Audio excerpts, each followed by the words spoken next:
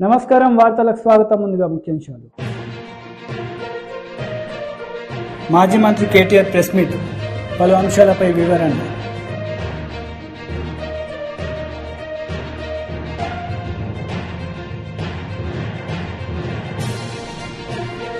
మంత్రి Gudivada Amarnath press meet, TDP నేతలపై fire.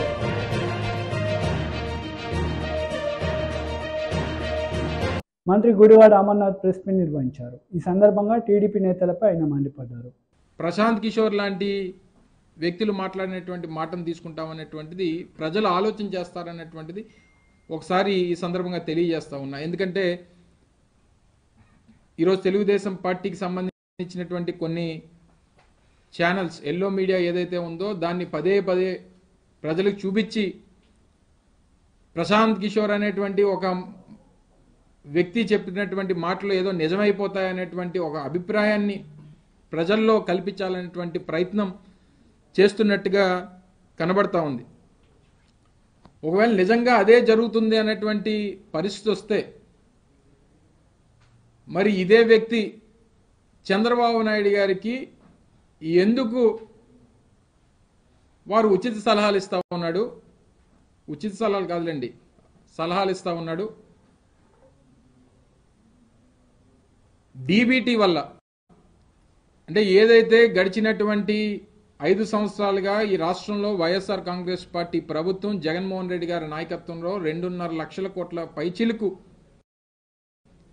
Direct benefit transfer ద్వారా పేదవాడికి మంచి చేసేటువంటి కార్యక్రమం చేశాము. దానివల్ల ఓట్లు రావు, దానివల్ల ఈ ప్రభుత్వం లేదా వైఎస్ఆర్ కాంగ్రెస్ పార్టీ గెలవడం కష్టం అనేటువంటి మాట మాట్లాడారు. మరి ఇదే నిజమై ఉంటే మరి ఆయన ఎందుకు చంద్రబాబు నాయుడు గారికి సూపర్ 6 అనేటువంటి పథకాల్ని దాదాపు సంవత్సరానికి 1,20,000 కోట్ల రూపాయలు ఖర్చు చేయాల్సినటువంటి పథకాల్ని ఎందుకు సలహా ఇచ్చాడో ఒకసారి అది కూడా చెప్పుంటే బాగుండేది. లేదా చంద్రబాబు నాయుడు గారు గెలుస్తాడనేటువంటి నమ్మకం ఆయనకు ఉండుంటే మరి పవన్ కళ్యాణ్తోనో లేకపోతే భారతీయ జనతా పార్టీతోనో పొత్తులు పెట్టుకోమని చెప్పి ఎందుకు సలహా ఇచ్చాడో కూడా అది కూడా సెలవిచ్చుంటే బాగుండేది. గడిచినటువంటి 5 సంవత్సరాలుగా ఒక పక్క వ్యవసాయం, ఒక పక్క పారిశ్రామిక రంగం, ఒక పక్క సర్వీస్ సెక్టరు, ఒక పక్క సంక్షేమం, ఇవన్నీ కూడా గడిచినటువంటి 5 సంవత్సరాల్లో ఈ రాష్ట్రంలో ముందుకు తీసుకెళ్తున్నటువంటి ప్రభుత్వం జగన్మోహన్ రెడ్డి గారి ప్రభుత్వం. మరి ఇన్ని చేస్తున్నటువంటి ప్రభుత్వమే గెలవదు అనేటువంటి మాట ఈ మాయిల్ పకీర్ చెప్పుంటే మరి గతంలో సంక్షేమం లేదు, అభివృద్ధి లేదు, మరి ఆయన గెలుస్తాడనేటువంటి మాట ఎలా చెప్తున్నాడు ఈయన? సో ఇవన్నీ కూడా ప్రజలు ఆలోచిస్తారు, ప్రజలు గమనిస్తున్నారనేటువంటి విషయాన్ని మర్చిపోయి, మన అందరికి తెలుసు, రాష్ట్ర ప్రజలందరూ కూడా చూశారు. నెల రోజుల క్రితం ఆయన వచ్చి చంద్రబాబు నాయుడు గారిని బహిరంగంగా కలిసినటువంటి సందర్భాన్ని చూశాం. చంద్రబాబు నాయుడు గారిని కలిసిన తర్వాత జరుగుతున్నటువంటి పరిణామాలు చూస్తూ ఉన్నాం, వారు మాట్లాడుతున్నటువంటి మాటలు చూస్తూ ఉన్నాం. బహిరంగంగా ఒకసారి, తర్వాత చంద్రబాబు నాయుడు గారిని కలిసినట్టుగా మనకు వచ్చినటువంటి ఆయనే దాదాపు 3-4 గంటలు రాష్ట్ర రాజకీయాల మీద మేము మాట్లాడుకున్నాం అనేటువంటి మాట చెప్పినటువంటి వ్యక్తి తర్వాత ఈ నెల రోజుల్లో అనేక మార్లు రహస్యంగా హైదరాబాద్లో కలిసినటువంటి సందర్భాలను కూడా చాలా మీడియా ఛానల్స్ కూడా చాలా సందర్భాల్లో ప్రస్తావించినటువంటి సందర్భాన్ని చూసాం. ఇవన్నీ జరుగుతున్నటువంటి క్రమంలో ఈ బీహార్లో చెల్లని రూపాయి వచ్చి ఇక్కడ రూపాయలు సంపాదించుకోవాలనేటువంటి ప్రయత్నం కనబడతా ఉంది. దాంట్లో భాగంగానే ఈ రకమైనటువంటి స్టేట్మెంట్స్ అన్ని కూడా చేస్తున్నట్టుగా ఈ రాష్ట్ర ప్రజల తాలూకా అభిప్రాయం అనేటువంటిది తెలియజేస్తా ఉన్నా. ఒక పీకే సరిపోలేదని ఇంకో పీకేని తెచ్చుకున్నాడు చంద్రబాబు నాయుడు. ఒక పీకే సరిపోలేదని ఇంకో పీకేని తోడు తెచ్చుకున్నాడు. పీకే 1, పీకే 2. నిన్న కూడా ఆయన ఈరోజు హైదరాబాద్లోనే మాట్లాడినట్టుగా చూసాం. నిన్న కూడా ఆయన చంద్రబాబు నాయుడు గారిని కలిసినట్టుగా వార్తలు వచ్చాయి. నాకున్నటువంటి కాస్త సమాచారం, ఇలాంటి మీడియా మిత్రులు చెప్పినటువంటి సమాచారం ప్రకారం దాదాపు 3 గంటల పాటు వారితో సమావేశం అయ్యారని చెప్పి. పీకే2 పీకే1 పర్మనెంట్ కదా, పీకే2. సో ఈ క్రమంలో ఇంట గెలవని నువ్వు ఇప్పుడు రచ్చ గెలుద్దాం అనేటువంటి ప్రయత్నం చేస్తున్నటువంటి ఈయన ఈరోజు వచ్చి ఆంధ్రప్రదేశ్ రాష్ట్ర ప్రజల తాలూకా మైండ్ సెట్ని తాను ఇచ్చేటువంటి స్టేట్మెంట్తో మార్చాలనేటువంటి ప్రయత్నం కనబడతా ఉంది. అది జరగని పని. బీహార్లో మన పరిస్థితి ఏంటి? బీహార్లో మన రాజకీయ పార్టీ పరిస్థితి ఏంటి? బీహార్లో ప్రశాంత్ కిషోర్ రాజకీయ పార్టీకి ఏదైతే పరిస్థితి ఉందో ఈరోజు ఆంధ్రప్రదేశ్లో చంద్రబాబు నాయుడు గారు కూడా అదే పరిస్థితి ఉంది. ఈ 2 చల్లని రూపాయలు కలిసి ఈరోజు ఆంధ్రప్రదేశ్ రాష్ట్రం గురించి, రాష్ట్ర రాజకీయాల గురించి, రాష్ట్రంలో ప్రజల తాలూకా ఉద్దేశాన్ని గురించి ఈయనేమన్నా మాటల మాంత్రికుడా, లేకపోతే ఏదన్నా మాయల మాంత్రికుడా? ఈయన ఏదో మాట చెప్పేస్తే అమ్మో ప్రశాంత్ కిషోర్ చెప్పాడు కాబట్టి అందరూ మన ప్రశాంత్ కిషోర్ గారు చెప్పినట్టు చేసేస్తామని. ఆయన gut feeling YSR Congress party ఓడిపోద్ది అనేటువంటి గట్ ఫీలింగ్ ఆయనకుంటే ఈ రాష్ట్రంలో ఉన్నటువంటి 5 కోట్ల మంది 5,30,00,000 మంది ప్రజలకి తెలుగుదేశం పార్టీ వారి తాలూకా మిత్రపక్షాలు చిత్తుగా ఓడిపోతాయనేటువంటి గట్ ఫీలింగ్ ఈ రాష్ట్ర ప్రజలకు ఉంది. ఎక్కడి నుంచో బీహార్ నుంచి వచ్చినటువంటి వ్యక్తి చెప్పినటువంటి గట్ ఫీలింగ్ తీసుకుంటామా? ఈ రాష్ట్రంలో కోమటిరెడ్డి శ్రీధర్ రెడ్డి మీడియా సమావేశం నిర్వహించారు. ఈ సందర్భంగా పలు అంశాలపై ఆయన మాట్లాడారు. పనిచేస్తున్నారు. ఎంత బాధాకరం అంటే తిరుపతి ఎస్పీగా మల్లికా కార్గ్ గారిని ఏసీ 20 రోజుల కాల మల్లికా కార్గ్ గారు తిరుపతి ఎస్పీగా ఉంటే వీళ్ళు ఇష్టారాజ్యంగా పనులు జరగవని నోటిఫికేషన్ వస్తుందని చెప్పని వెంటనే మల్లికా కార్గ్ గారిని మార్చి వేరే వ్యక్తిని ఆడే ఎస్పీ గేయటం జరిగింది. కాబట్టి ఎన్నికల కమిషనర్ గారు గత 2 నెలలుగా ఆంధ్రప్రదేశ్లో ఎక్కడెక్కడ అధికారుల బదిలీ జరిగిందో బదిలీ చేసి మళ్లీ వెంటనే బదిలీ చేస్తారో వాటన్నిటి మీద విచారణ జరిపించండి, ఖచ్చితంగా విచారణ జరిపించండి కోరుకుంటూ వాలంటరీ తమ్ముళ్ళకి, వాలంటరీ చెల్లెళ్ళకి అందరికీ మనవి చేస్తూ ఉన్నా. వాలంటరీ చెల్లెళ్ళారా, వాలంటరీ తమ్ముళ్ళారా, మీరంటే మాకు చాలా గౌరవం. ఎందుకంటే బాగా ఉన్నతంగా చదువుకొని ఉద్యోగాలు లేక ఈనాడు మీరు 5,000 రూపాయల కోసం గొడ్డు చాకరీ చేయాల్సి వస్తుంది. ఎలా వస్తాయి ఉద్యోగాలు? 100 ప్రభుత్వ ఉద్యోగాలుంటే ఒక్కడ భర్తీ చేస్తున్నారు. ప్రైవేట్ ఫ్యాక్టరీ యాజమాన్యాలు వైఎస్ఆర్ కాంగ్రెస్ పార్టీకి నెల టంకు పెట్టెల్లో లంచాలు ఇవ్వలేక ఫ్యాక్టరీలకు తాళాలు వేసి పరుగో తమిళనాడు కొన్ని, కర్ణాటక కొన్ని, తెలంగాణ కొన్ని. కానీ రేపటి రోజు చంద్రబాబు నాయుడు గారు ముఖ్యమంత్రి అయిన తర్వాత, తెలుగుదేశం జనసేన అధికారంలోకి వచ్చిన తర్వాత 5 ఏళ్లలో ప్రభుత్వ రంగాల్లో 20 లక్షల ఉద్యోగాలు వస్తాయి. అందులో వాలంటీర్ బిడ్డలు కూడా ఉంటారు, వాలంటీర్ తమ్ముళ్ళు, వాలంటీర్ చెల్లెళ్ళు కూడా ఉంటారు. అంతేకాదు ఈ రోజు వైఎస్ఆర్ కాంగ్రెస్ పార్టీ నాయకులు ఒక విష ప్రచారం చేస్తున్నారు. తెలుగుదేశం పార్టీ అధికారంలోకి వస్తే, జనసేన అధికారంలోకి వస్తే వాలంటీర్ల వ్యవస్థ ఉండదు అని. దాన్ని పటాపంచలు చేస్తూ ఈరోజు తెలుగుదేశం పార్టీ జాతీయ అధ్యక్షులు నారా చంద్రబాబు నాయుడు గారు స్పష్టంగా చెప్పారు. వాలంటీర్ తమ్ముళ్ళు. బీఆర్ఎస్ ఎమ్మెల్సీ కవిత ప్రెస్ మీట్ నిర్వహించారు. ఈ సందర్భంగా పలు అంశాలపై ఆమె వివరణ ఇచ్చారు.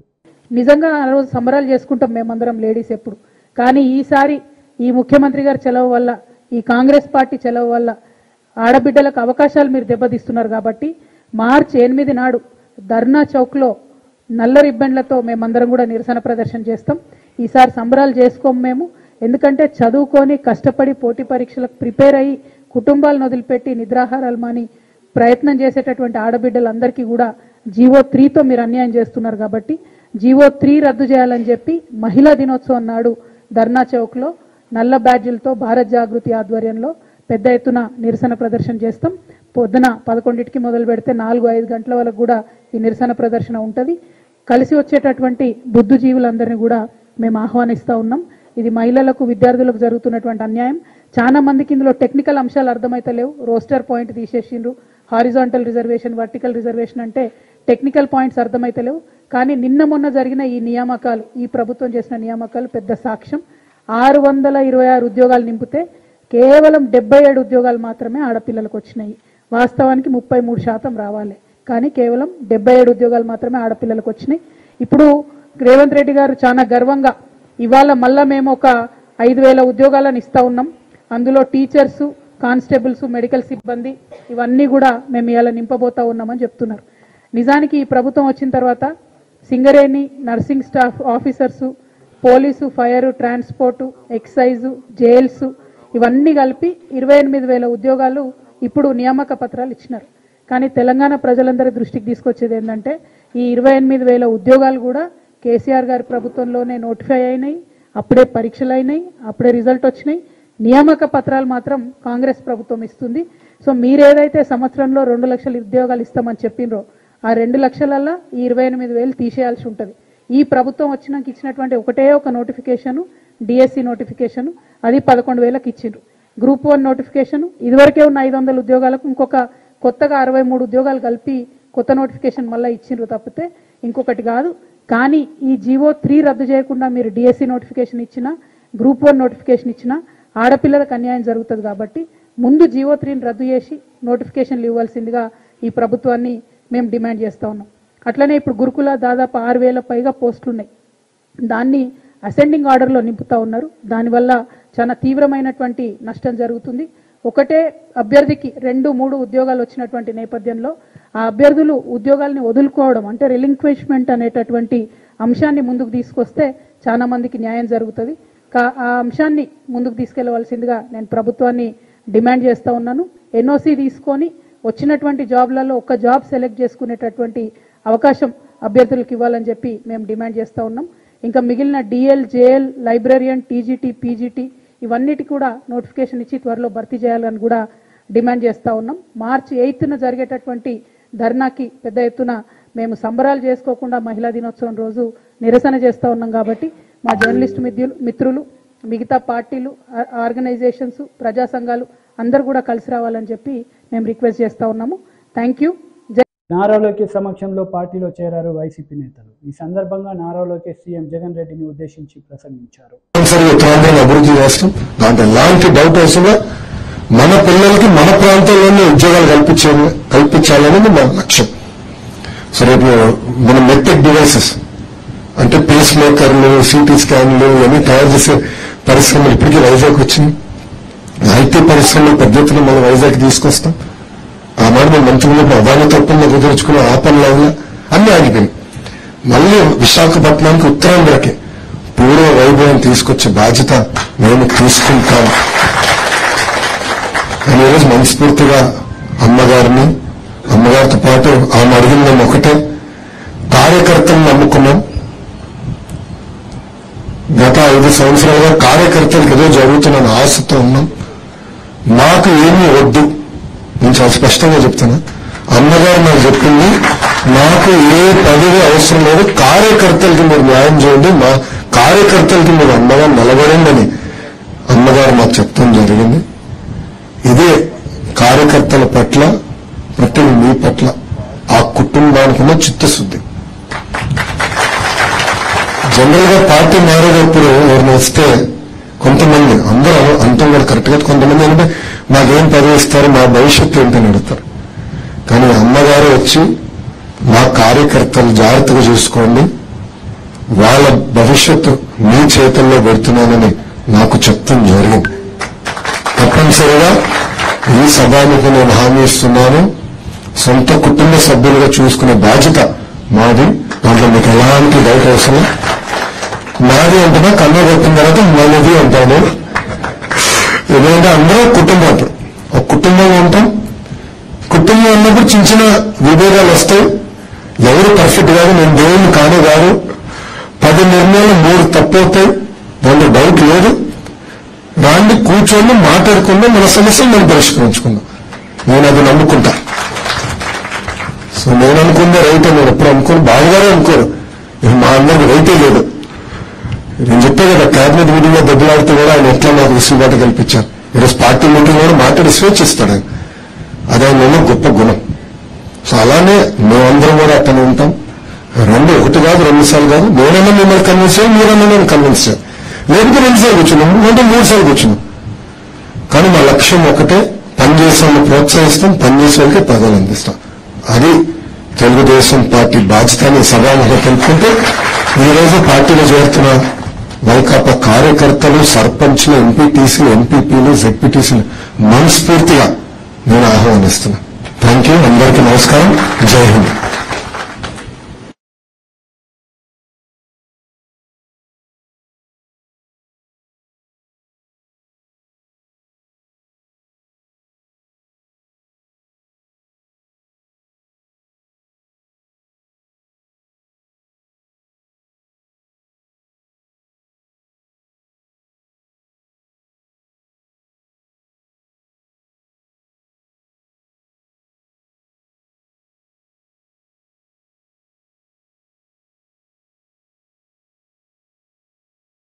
మాజీ మంత్రి కేటీఆర్ మీడియా సమావేశం నిర్వహించారు. ఈ సందర్భంగా పలు అంశాలపై ఆయన మాట్లాడారు. క్రమాలను కొనసాగించే ప్రయత్నం కాంగ్రెస్ పార్టీ చేస్తూ ఉన్నది. ఇందుకు తాజా ఉదాహరణ ఎల్ఆర్ఎస్ స్కీమ్ పైన కాంగ్రెస్ పార్టీ విధానం. లేఅవుట్ రెగ్యులరైజేషన్ స్కీమ్ ఏదైతే ఉన్నదో దీనికి సంబంధించి వాళ్ళ కాంగ్రెస్ పార్టీ ఏ రకమైన వైఖరి అవలంబిస్తున్నదో ఒక్కసారి మీకు ఎక్స్ప్లెయిన్ చేయాల్సిన బాధ్యత మా మీద ఉన్నది. ప్రజలను కూడా అలర్ట్ చేయాల్సిన బాధ్యత మా మీద ఉన్నది.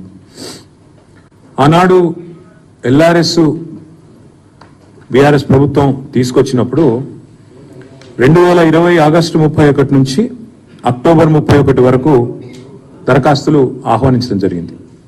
అందులో భాగంగా 25,44,000 దరఖాస్తులు ఆ రోజు ప్రజలు ఇవ్వడం జరిగింది. ఆ రోజు లేఅవుట్ రెగ్యులరైజేషన్ కోసం మరి కొంత ఫీజు కూడా, నామినల్ ఫీజు ఒక 1000 రూపాయల చొప్పున నామినల్ ఫీజు కూడా పెట్టడం జరిగింది.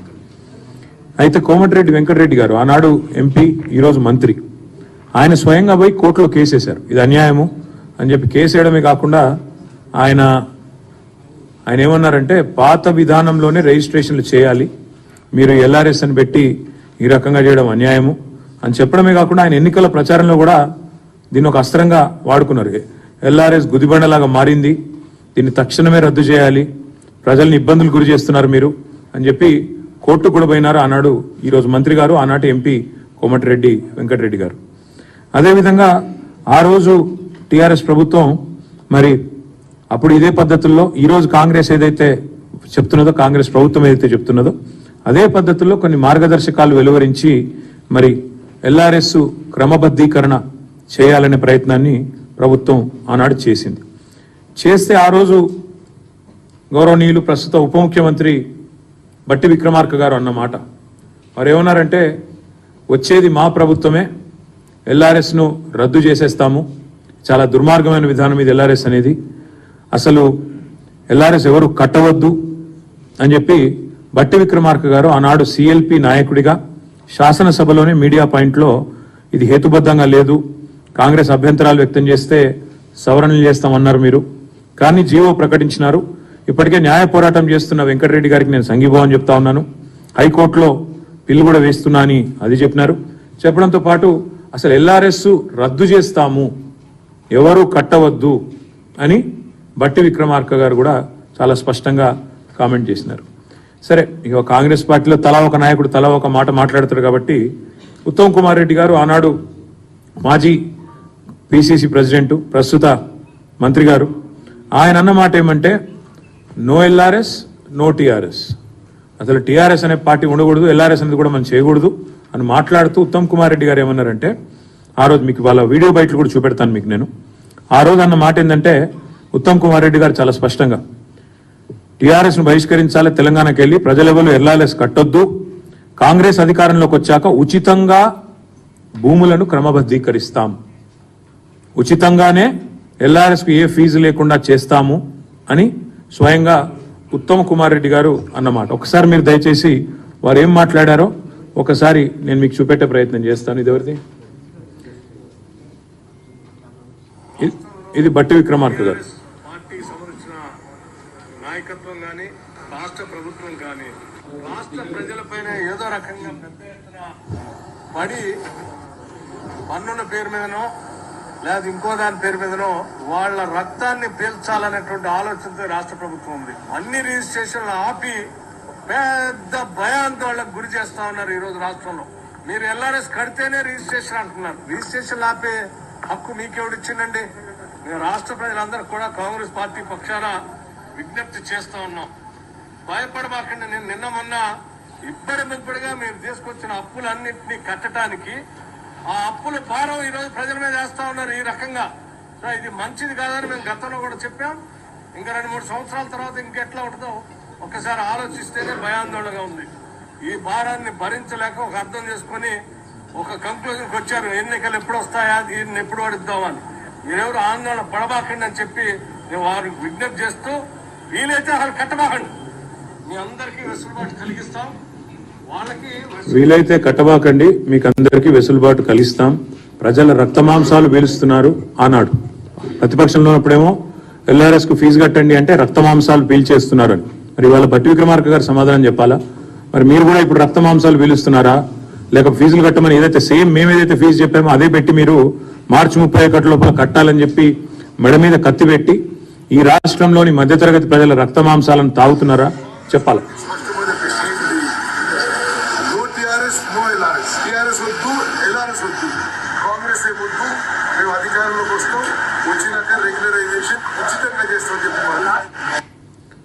No TRS no LRS. మేము కాంగ్రెస్ అధికారంలోకి వస్తాం, రాగానే ఉచితంగా, మళ్ళొకసారి వినండి, ఉచితంగా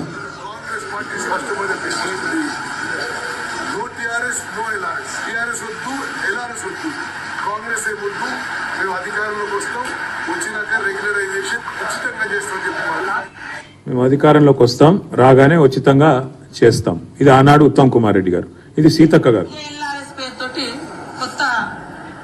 అంటే దోచుకోవడానికి, దాచుకోవడానికి, ప్రజల దగ్గర చిల్లికి అవ్వలేకుండా చేయడానికి ఇదొక నాటకం. ఈరోజు వీళ్ళు ముగ్గురు మంత్రులు, ఒకరు ఉప ముఖ్యమంత్రి, ఇద్దరు మంత్రులు, ముగ్గురు మంత్రులు సీతక్క గారు, ఉత్తమ్ కుమార్ రెడ్డి గారు, కోమటిరెడ్డి వెంకటరెడ్డి గారు. కోర్టుకు పోయిన కోమటిరెడ్డి వెంకటరెడ్డి గారు మంత్రి, ఎల్ఆర్ఎస్ వద్దు అని, ఎల్ఆర్ఎస్ ఉచితంగా చేస్తామని చెప్పిన ఉత్తమ్ కుమార్ రెడ్డి గారు మంత్రి, ప్రజల దగ్గర చిల్లిగా లేకుండా దోచుకోవడానికే రుసుము పెట్టినారు అన్న సీతక్క గారు మంత్రి. ఎల్ఆర్ఎస్ వార్తలు ముగించే ముందు ముఖ్యాంశాలు మరోసారి. మాజీ మంత్రి కేటీఆర్ ప్రెస్ మీట్, పలు అంశాలపై వివరణ.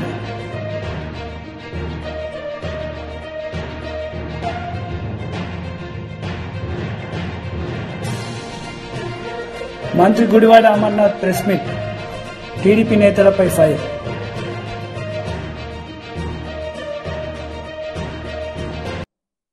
ఈ వార్తలు ఇంతటితో సమాప్తం. తిరిగి ప్రసారం అయ్యే వార్తలు మళ్ళీ కలుద్దాం. అంతవరకు సెలవు. నమస్తే.